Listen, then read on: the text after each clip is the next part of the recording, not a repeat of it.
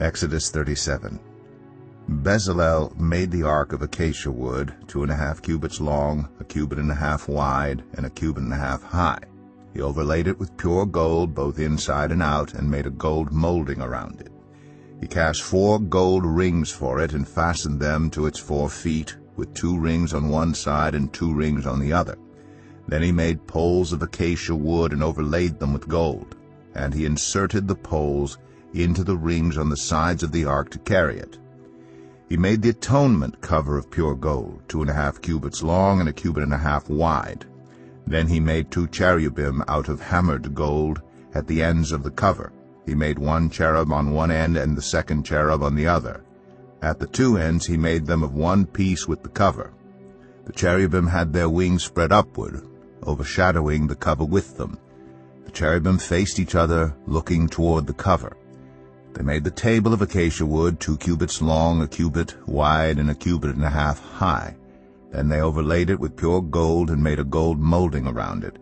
They also made around it a rim, a handbreadth wide, and put a gold molding on the rim. They cast 4 gold rings for the table and fastened them to the 4 corners where the 4 legs were. The rings were put close to the rim to hold the poles used in carrying the table.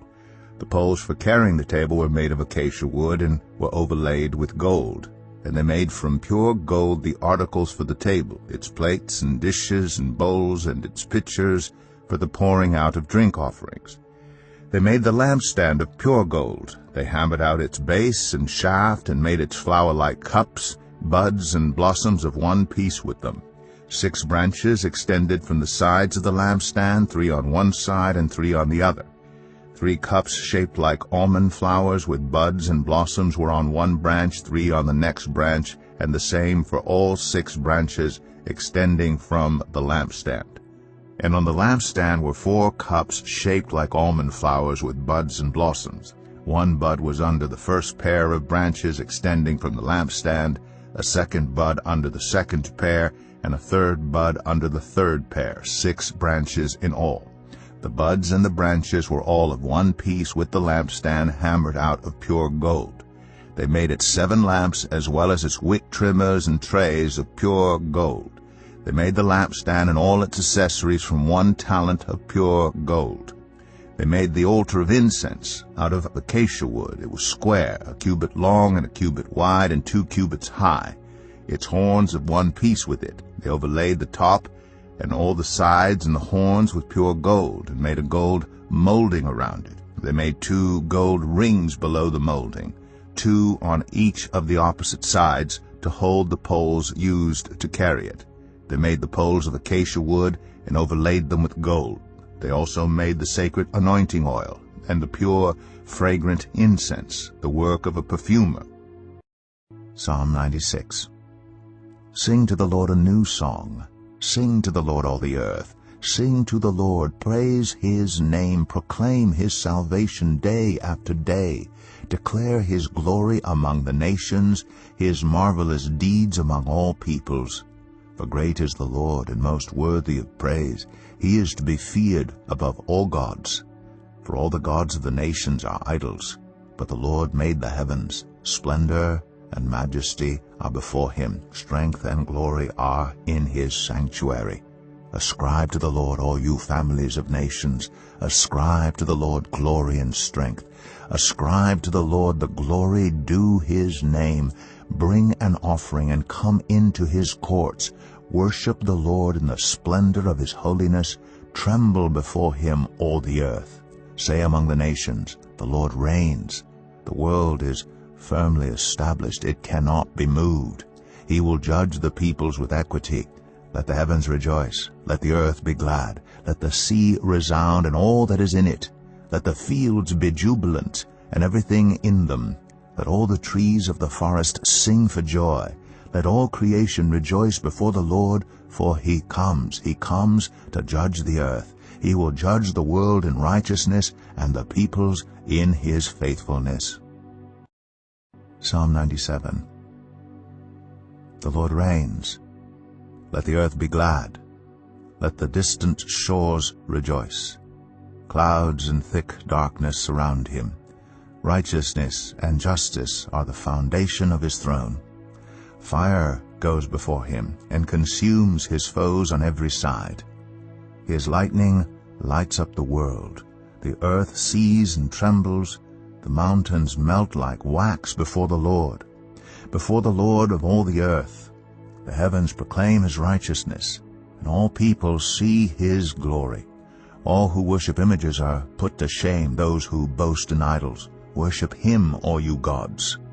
Zion hears and rejoices, and the villages of Judah are glad because of your judgments, Lord. For you, Lord, are the most high over all the earth. You are exalted far above all gods. Let those who love the Lord hate evil, for he guards the lives of his faithful ones and delivers them from the hand of the wicked. Light shines on the righteous and joy on the upright in heart. Rejoice in the Lord, you who are righteous, and praise his holy name. Psalm 98, a psalm.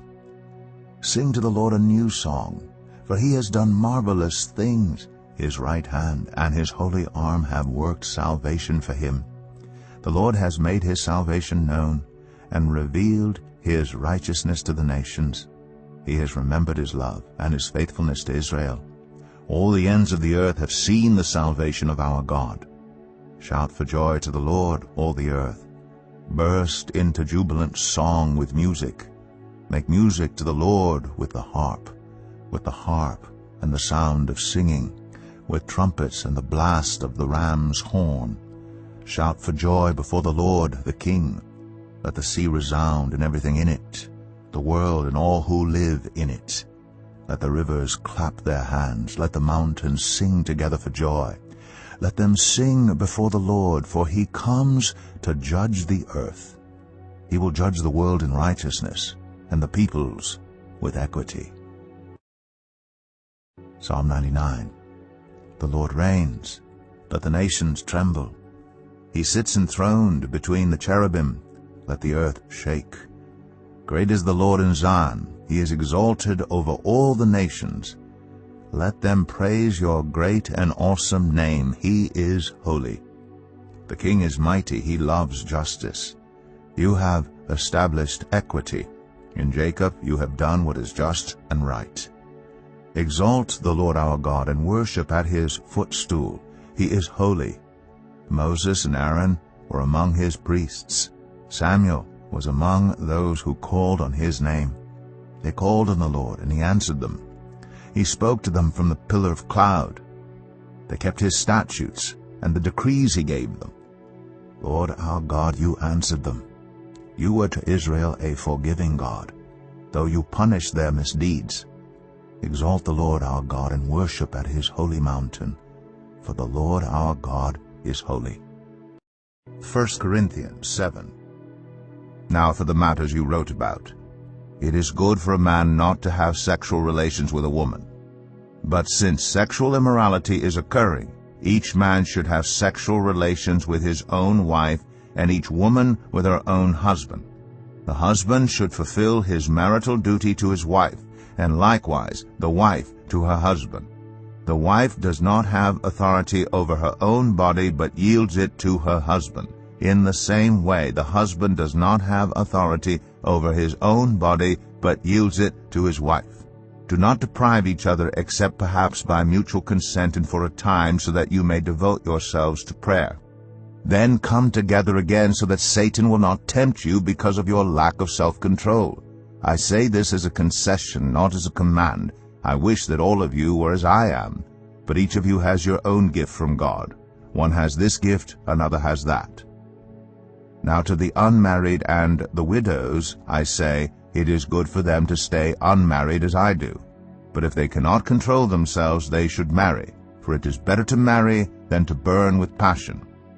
To the married I give this command, not I, but the Lord. A wife must not separate from her husband, but if she does, she must remain unmarried or else be reconciled to her husband, and a husband must not divorce his wife.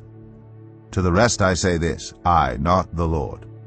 If any brother has a wife who is not a believer, and she is willing to live with him, he must not divorce her. And if a woman has a husband who is not a believer, and he is willing to live with her, she must not divorce him. For the unbelieving husband has been sanctified through his wife, and the unbelieving wife has been sanctified through her believing husband. Otherwise your children would be unclean, but as it is, they are holy. But if the unbeliever leaves, let it be so. The brother or the sister is not bound in such circumstances. God has called us to live in peace. How do you know, wife, whether you will save your husband? Or how do you know, husband, whether you will save your wife? Nevertheless, each person should live as a believer in whatever situation the Lord has assigned to them, just as God has called them. This is the rule I lay down in all the churches. Was a man already circumcised when he was called? He should not become uncircumcised. Was a man uncircumcised when he was called? He should not be circumcised. Circumcision is nothing, and uncircumcision is nothing. Keeping God's commands is what counts. Each person should remain in the situation they were in when God called them. Were you a slave when you were called? Don't let it trouble you, although if you can gain your freedom, do so. For the one who was a slave, when called to faith in the Lord, is the Lord's a freed person. Similarly, the one who was free when called is Christ's slave. You were bought at a price. Do not become slaves of human beings. Brothers and sisters, each person, as responsible to God, should remain in the situation they were in when God called them. Now about virgins. I have no command from the Lord, but I give a judgment as one who by the Lord's mercy is trustworthy. Because of the present crisis, I think that it is good for a man to remain as he is. Are you pledged to a woman? Do not seek to be released. Are you free from such a commitment? Do not look for a wife. But if you do marry, you have not sinned. And if a virgin marries, she has not sinned. But those who marry will face many troubles in this life, and I want to spare you this. What I mean, brothers and sisters, is that the time is short. From now on, those who have wives should live as if they do not, those who mourn as if they did not, those who are happy as if they were not, those who buy something as if it were not theirs to keep, those who use the things of the world as if not engrossed in them. For this world in its present form is passing away. I would like you to be free from concern. An unmarried man is concerned about the Lord's affairs, how he can please the Lord. But a married man is concerned about the affairs of this world, how he can please his wife, and his interests are divided. An unmarried woman or virgin is concerned about the Lord's affairs. Her aim is to be devoted to the Lord in both body and spirit. But a married woman is concerned about the affairs of this world, how she can please her husband. I am saying this for your own good, not to restrict you, but that you may live in a right way in undivided devotion to the Lord. If anyone is worried that he might not be acting honorably toward the virgin he is engaged to, and if his passions are too strong and he feels he ought to marry, he should do as he wants. He is not sinning. They should get married. But the man who has settled the matter in his own mind, who is under no compulsion but has control over his own will, and who has made up his mind not to marry the virgin, this man also does the right thing. So then, he who marries the virgin does right, but he who does not marry her does better. A woman is bound to her husband as long as he lives. But if her husband dies, she is free to marry anyone she wishes, but he must belong to the Lord. In my judgment, she is happier if she stays as she is, and I think that I too have the Spirit of God.